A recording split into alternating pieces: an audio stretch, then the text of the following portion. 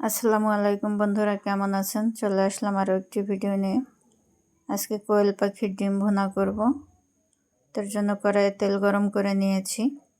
তেলের মধ্যে অল্প একটু লবণ আর হলুদ দিয়ে দিব। দিয়ে এখন ডিমগুলোকে দিয়ে আমি ডিমগুলো ভুনা করে নিব, ভালো করে ভেজে নেব।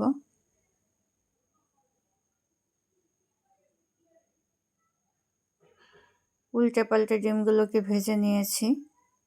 এখন ডিমগুলোকে তুলে নেব।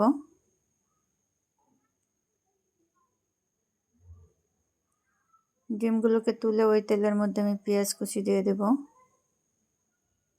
পেঁয়াজ কুচিটা যখন একটু নরম হয়ে আসবে তখন এর মধ্যে আমি টমেটো কুচি দিয়ে দেব। এতে টমেটো কুচি হালকা ভাজা ভাজা হয়ে আসলে এর মধ্যে আমি হলুদ, মরিচ, লবণ আর অল্প একটু পানি দিয়ে ভালোভাবে কষিয়ে নেব।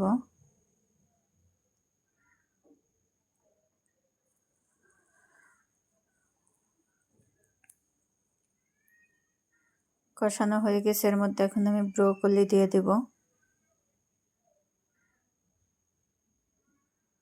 ব্রোকলি দিয়ে ভালোভাবে কষিয়ে নেব। কষানো হয়ে গেছে, এর মধ্যে এখন আমি ঝোলের জন্য পানি দিয়ে দেব। পানিটা ফুটে আসলে এর মধ্যে আমি ডিমগুলোকে দিয়ে দেব। কাঁচামরিচ দিয়ে এখন ঢাকনা দিয়ে ঢেকে রাখবো 5 মিনিটের জন্য। ফিরে আসলাম 5 মিনিট পরে। এখন ধনিয়া পাতা দিয়ে দেব। এতে ধনিয়া পাতা দিয়ে আমি এখন নামিয়ে নেব।